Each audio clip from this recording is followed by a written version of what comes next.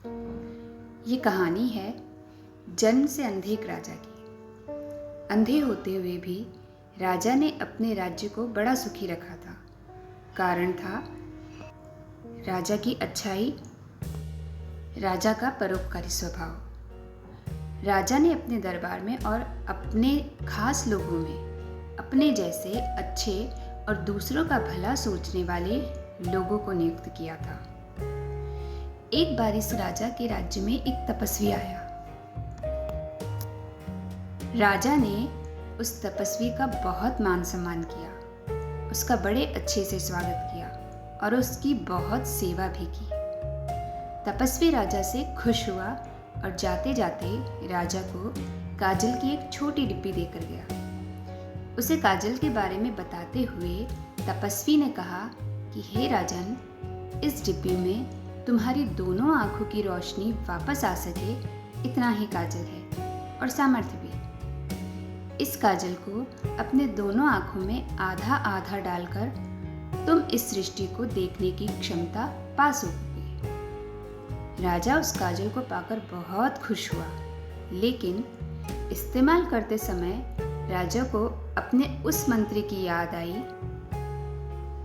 जिसे उसकी आंख कमजोर हो जाने की वजह से सेवानिवृत्त होना पड़ा था। राजा बिना एक क्षण की भी देरी किए अपने कुछ आदमियों के साथ उस मंत्री के घर पहुंच गया। वह मंत्री बिल्कुल अंधा हो चुका था और एक कोने में बैठा हुआ था। राजा ने मंत्री को तपस्वी के बारे में और उसके द्वारा दिए गए काजल के बारे में बताया। राजा ने यह काजल मंत्री को दे दिया और उसे उसकी आंखों में डालने के लिए कहा।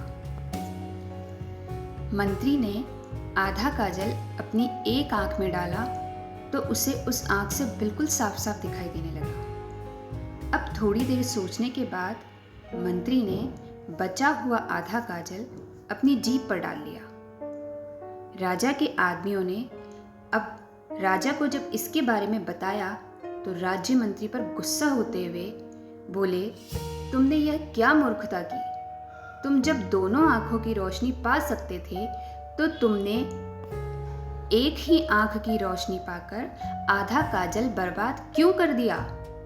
मंत्री ने राजा को प्रणाम करते हुए कहा, महाराज, जब आप इतना निस्वार्थ होकर मेरे बारे में और प्रजा के बारे में इतना कुछ सोचते हैं तो क्या मेरा कोई कर्तव्य नहीं बनता?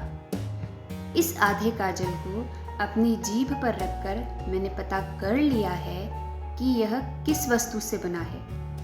अब मैं इसे बनाकर आपकी और ऐसे हजारों लोगों की आंखों की दृष्टि वापस ला सकता हूँ। राजा अपने मंत्री की समझदारी और दूसरों का भला करने वाली सोच को जानकर बहुत खुश हुए। जय जय श्री राधे।